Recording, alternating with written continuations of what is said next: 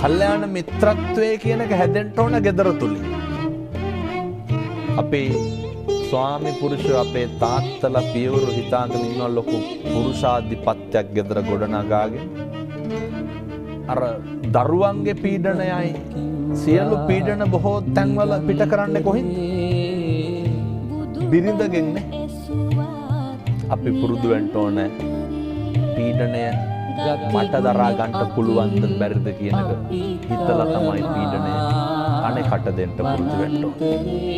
ඒ නිසා පින්නතුන් අනේක වාරයක් කල්පනා කරන්න ඔය පෘථග්ජන ජීවිතය තුළ gedara ඉන්නකොට බුදුහාමුදුරුවෝ අපට අර පැහැදිලි කළේ ප්‍රධාන අකුසල් මූල තුන මොනවාද? ලෝභයයි, ද්වේෂයයි, මෝහයයි. ලෝභය, ද්වේෂය හටගන්නේ gedara ඉන්නකොට. දැන් අම්මලයි පුතාලයි අතර ප්‍රශ්න ඇති වෙනව අඩුයි නේද? වැඩිපුර ප්‍රශ්න ඇති වෙන අර මම සඳහන් කරේ ලේලි නන්දම්මයි අතර. මේක අපේ අර කියනවා නේද බැන්දනම් වෙන් වෙන්න ඕන කියලා. ඒක හරි වැරදි. බුදුදහමේ උගන්වන්නේ මොකක්ද? වෛරය නැති කරන්න පුළුවන් මොකෙන්ද? මෛත්‍රියෙන්නේ. ඇයි ඕක සමාජගත කරන්න බැරි? ඇවිල්ලෙන ගින්නට පිදුරු දානවා වගේ මොකක්ද අපි උගන්වලා තියෙන්නේ? වෙන විකල්පයක් නැහැ.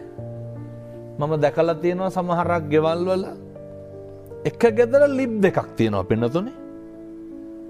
ඒ වුණාට ඒ නැන්දම්මත් පහන තියෙනවා, ලේලිත් පහන තියෙනවා.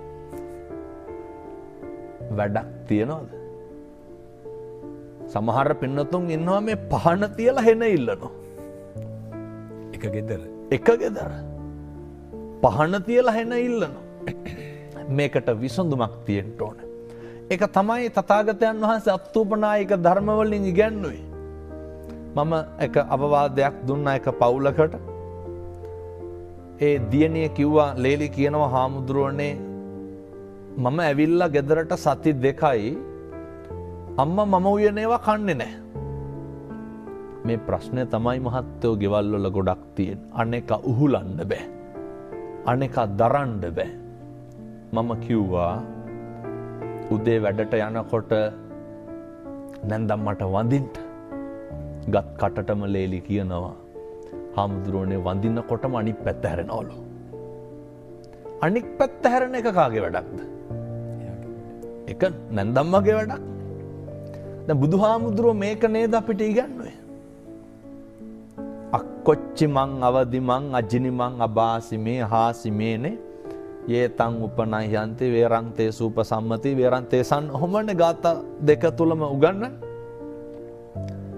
අපිට අඩන්තේට්ටම් කරන බණින අවලාද නගන උදවියට උන්වහන්සේ මොකක්ද ඉගන්නේ? අසවලා මට බැන්නේය, ගැහුවේය, පහර දුන්නේයයි කියලා එකට එක කරන්න කිව්වද? එකට එක කරන්න කිව්වේ නැහැ.